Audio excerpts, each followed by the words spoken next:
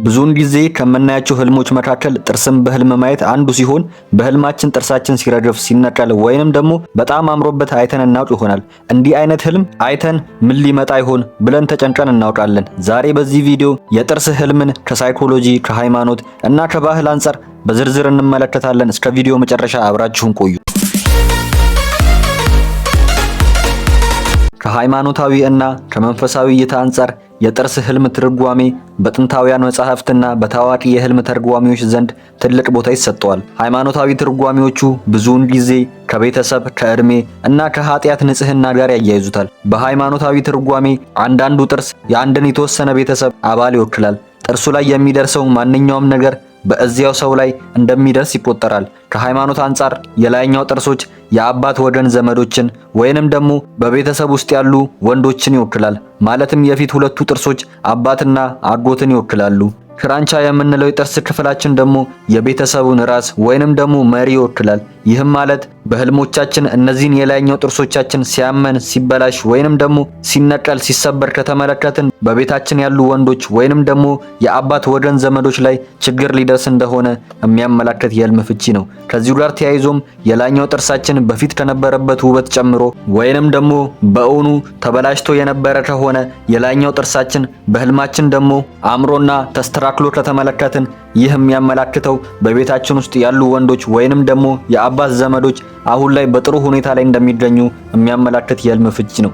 እንዲሁም ደግሞ ከዚሁ ከሃይማኖት አንፃር በህልሞቻችን የታችኛው ጥርሳችን በህልም ዓለም ከተመለከትን ሴቶችን ይወክላል። ማለትም የእናት ወገን ዘመዶችን ወይም በቤተሰብ ውስጥ ያሉ ሴቶችን ይወክላል። ማለትም በህልማችን የታችኛው ጥርሳችን ሲነቀል፣ ሲበላሽ ወይንም ደግሞ ሲሰበር ከተመለከትን በቤታችን ውስጥ ያሉ ሴቶች ወይንም ደግሞ የእናት ዘመዶች ቤተሰብ ላይ ችግር እንደሚደርስ የሚያመላክት የህልም ፍቺ ነው። እንዲሁም ደግሞ ይህ የታችኛው ጥርሳችን በፊት ከነበረበት አምሮ እና ነጭ ሆኖ ከተመለከትን የእናት ዘመዶች እና በቤተሰብ ውስጥ ያሉ ሴቶች ጥሩ ሁኔታ ላይ እንደሚገኙ የሚያመላክት የህልም ፍቺ ነው። በመቀጠልም መንጋጋችንን በህልም ዓለም ከተመለከትን ከሃይማኖት አንፃር የሚወክለው ታላላቅ ሰዎችን፣ አያቶችን ወይንም ደግሞ የራቁ የቤተሰብ ዘመዶችን ይወክላል። በሌላውም ሃይማኖት አንፃር ጥርስ ሲወልቅ ማየት እንደየሁኔታው መልካም ወይንም ደግሞ መጥፎ ተደርጎ ይተረጎማል። አንድ ሰው በህልሙ ጥርሶቹ በእጁ ላይ ሲረግፉ ከተመለከተ ይህ የሚያመላክተው ከቤተሰቦቹ ሁሉ በላይ ረጅም እድሜ እንደሚኖርና እርጅናንም እንደሚያይ የሚያመላክት የህልም ፍቺ ነው። በሌላ በኩል ደግሞ አንድ ጥርስ ብቻ ወድቆ እጅ ላይ ካረፈ በሰውየው ላይ የነበረ ትልቅ ዕዳ እንደሚከፈል ወይም የተወሰደበት መብት እንደሚመለስለት የሚያመላክት የህልም ፍቺ ነው። በህልማችን ጥርሳችን ወድቆ መሬት ላይ ከጠፋ ወይም ደግሞ ፈልገን ካጣ ነው ይህ የሚያመላክተው የቤተሰብ አባላትን በስደት አሊያም ደግሞ በሞት ልናጣ እንደምችል የሚያመላክት የህልም ፍቺ ነው። በሃይማኖት እይታ በህልማችን ጥርሳችን ነጭና በጣም ውብ ሆኖ ከተመለከትን ይህ የሚያመላክተው የቤተሰብን ጥንካሬ፣ የአምልኮን መቃናት እና በሰዎች ዘንድ ያለንን መልካም ተቀባይነት የሚያመላክት የህልም ፍቺ ነው። በሌላ በኩል ደግሞ በህልማችን ጥርሳችን መጥፎ ጠረን ወይንም ደግሞ ጥቁር ሆኖ ከተመለከትን ይህ በሃይማኖታዊ ቋንቋ ኃጢአትን ወይንም የቤተሰብ ግጭትን ይወክላል። ይህንን ህልም ያየ ህልመኛ ንስሐ መግባት እንዳለበት ወይም በቤተሰቡ መካከል ያለውን ቂም መፍታት እንዳለበት የሚያስጠነቅቅ የህልም ፍቺ ነው። እንዲሁም ጥርሳችን ስንቦርሽ ከሆነ ያየነው ችግሮችን መፍታትን፣ ለቤተሰብ መልካም ማድረግን እና ራስን ከኃጢአት ማንጻትን ያመላክታል። እንዲሁም ከሃይማኖት አንፃር ላላገባች ሴት የትዳር መቃረብን፣ ከቤተሰብ መለየትን ወይንም አዲስ ህይወት መጀመርን የሚያመላክት የህልም ፍቺ ነው። እንዲሁም ከሃይማኖት አንፃር አንዲት ያገባች ሴት በህልም ዓለም ጥርስን ከተመለከተች የልጆች በረከትን፣ የዘር መተካካትን፣ ሲሳይን ያመላክታል። በቀጣይ ለታመመ ሰው አሮጌው ጥርሱ ወድቆ አዲስ ከበቀለ የጤና መመለስን፣ ተስፋና ፈውስን ያመላክታል። በኢትዮጵያ መንፈሳዊ ባህል ውስጥ የጥርስ ህመም ከቃል ኪዳን እና ከዘር ጋር ይያያዛል። በህልማችን ጥርሳችን ሲወድቅ ደም ካለው ዝምድናው ወይም ጉዳዩ ጥልቅ ነው ይባላል። አንዳንድ ጊዜ ደግሞ ጥርስ መቁጠር በሃይማኖታዊ ትርጓሜ እድሜን እንደመቁጠር ስለሚታይ እንደ መጥፎ ምልክት ወይንም ጭንቀት ይወሰዳል። በመቀጠል ደግሞ ጥርስን በህልም ማየት ከሳይኮሎጂ አንፃር ፍቺው ምን እንደሆነ የምናይ ይሆናል። በሳይኮሎጂ እይታ የጥርስ ህልም ከሰውየው ውስጣዊ ማንነት፣ ማህበራዊ ግንኙነት እና ስሜታዊ ጤንነት ጋር በጥብቅ የተቆራኘ ግንኙነት አለው። ሳይኮሎጂስቶች ህልምን የሚተረጉሙት ስለ ወደፊት ትንቢት ለመናገር ሳይሆን አሁን ላይ አእምሯችን እያስተናገደ ያለውን ያልተፈታ ጭንቀት ለመግለጽ ነው። ከሳይኮሎጂ አንጻር ጥርስን ማየት በአምስት ውስን ቦታዎች ከፋፍለን እናያለን። አንደኛው የቁጥጥር ማጣት ነው። ይህ በጣም ቀዳሚው የሳይኮሎጂ ትርጓሜ ሲሆን ጥርሶቻችን በሰውነታችን ካሉ ነገሮች ሁሉ በጣም ጠንካራ ክፍሎች ናቸው። በህልም ጥርሳችን ሲረግፍ ማየት በህይወታችን ውስጥ የመቆጣጠር አቅም እንደሌለን የሚያመላክት የህልም ፍቺ ነው። ጥርሳችን ያለምንም ምክንያት በራሱ ጊዜ ሽርሽር ብሎ ሲረግፍ ካየን የመቆጣጠር አቅማችን ማጣታችንን፣ ይህም ማለት በስራ ቦታችን ላይ ውሳኔ መስጠት ሲያቅተን፣ በፍቅር ግንኙነት ውስጥ ተሰሚነት ስናጣ፣ ወይም ደግሞ የገንዘብ ችግር እንደሚያጋጥመን የሚያመላክት የህልም ፍቺ ነው። ከሳይኮሎጂ አንጻር በሁለተኛ ትርጉሙ ደግሞ በራስ መተማመንና ማህበራዊ ጭንቀትን ነው የሚወክልልን። ጥርስ ለውበትና ለንግግር ወሳኝ ነው። በሳይኮሎጂ በህልም ጥርስ መውደቅ ወይም መበላሸት የሚያመለክተው ሰዎች ስለኔ ምን ያስባሉ የሚል ከፍተኛ ፍርሃት ሲኖረን የምናየው ህልም ነው። በሶስተኛ ደግሞ አቅመቢስነት። ጥርስ የመከላከያና የማጥቂያ መሳሪያ ነው። ስለዚህ በህልም ጥርሳችን ሲወልቅ ራሴን መከላከል አልችልም የሚል የውስጥ ስሜት እንዳለብን የሚያመላክት የህልም ፍቺ ነው። በአራተኛ ደረጃ ደግሞ የሳይኮሎጂ ፍቺው ሽግግርና እድገት ነው። ይህ ትርጓሜ የሚመጣው ከታዋቂው ሳይኮሎጂስት ካርል ዩንግ ነው። እሱ እንደሚለን ጥርስ መውደቅ ሁልጊዜ መጥፎ አይደለም። ህፃናት የወተት ጥርሳቸውን ጥለው አዲስ ጥርስን ያወጣሉ። ስለዚህ ይህ ህልም በህይወታችን ውስጥ አንድን አሮጌ ማንነት ትተን ወደ አንድ አዲስ የተሻለ ማንነት መሸጋገራችንን፣ ለምሳሌ ከትምህርት ወደ ስራ፣ ከብቸኝነት ወደ ትዳር እየተሸጋገርን መሆኑን የሚያመላክት የህልም ፍቺ ነው።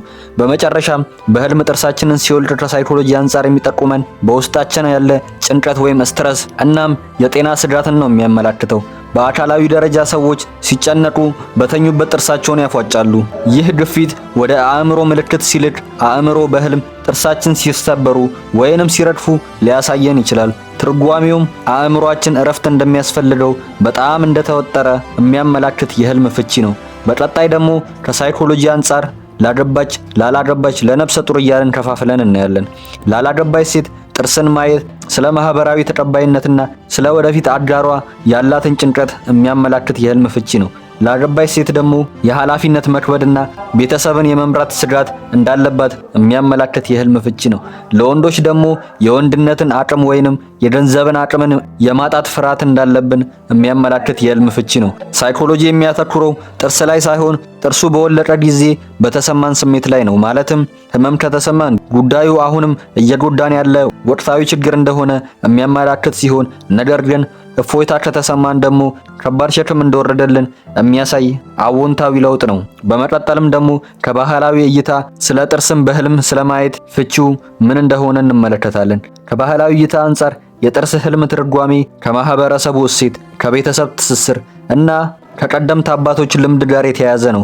በኢትዮጵያም ሆነ በሌሎች የአፍሪካና የመካከለኛው ምስራቅ ባህሎች ውስጥ ጥርስ የጥንካሬ፣ የዘር እና የክብር መገለጫ ተደርጎ ይወሰዳል።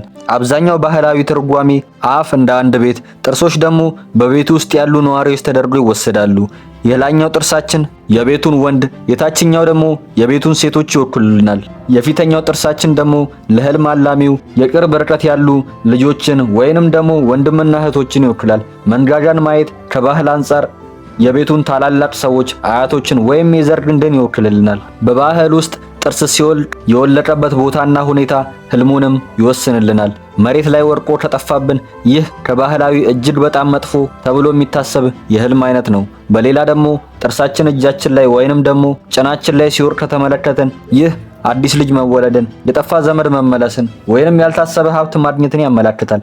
ያለ ህመም ወይንም ደግሞ ያለ ደም ሲወልቅ ካየን ይህ ከአንድ የቆየ ችግር ወይም ዕዳ በሰላም መገላገልን ያሳያል። ከባህል አንጻር ጥርስ ሲረዝም ማየት በቤተሰብ ውስጥ ክርክር ወይንም ጭቅጭቅ እንደሚነሳ ይጠቁማል። አንድ የወለቀ ጥርስ ቦታ አዲስ ጥርስ ሲበቅል ማየት ይህ የድሮውን ችግር የሚተካ አዲስ ደስታ ወይንም በቤተሰብ ውስጥ የሚተካ አዲስ ህፃን መኖሩን የሚያመላክት የህልም ፍቺ ነው። በህልማችን ጥርሳችን ሲነቀል ማየት ለብዙዎቻችን የተለመደ ክስተት ሲሆን በአብዛኛው ጊዜ የሚያስጨንቅ ስሜትን ይፈጥራል።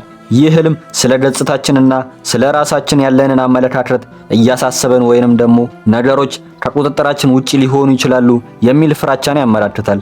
ጥርሳችን የነበረበትን ሁኔታ ማጤን፣ ከህልሙ ጋር የተያያዙ ስሜቶችንና ማንኛውም የንቃተ ህይወታችን ላይ ያሉ አስጨናቂ ሁኔታዎችን መመርመር ህልሙ ምን ሊነግረን እንዳሰበ ይጠቁመናል። በአጠቃላይ የጥርስ ህልም ስለ ለውጥ ነው የሚነግረን። ህልሙን ስታዩ የነበረው ስሜት ፍርሃት ወይም ደስታ እንደሆነ ማወቃችሁ ትክክለኛ ትርጉሙን እንድታውቁ ይረዳችኋል። መጥፎ ህልም ካያችሁ አትጨነቁ። ይልቁንስ በህይወታችሁ ትኩረት የሚፈልገውን ነገር ለማስተካከል እንደ ምልክት ተጠቀሙበት። ቪዲዮን ከወደዳችሁት ላይክ እና ሰብስክራይብ ማድረጋችሁ እንዳይረሳ። እንዲሁም እንዲፈታላችሁ የምትፈልጉት የህልም ፍቺ ካለ ኮመንት ሴክሽን ላይ አስቀምጡልኝ። በቀጣይ ቪዲዮ እስክንገናኝ ቸር ቆዩልኝ።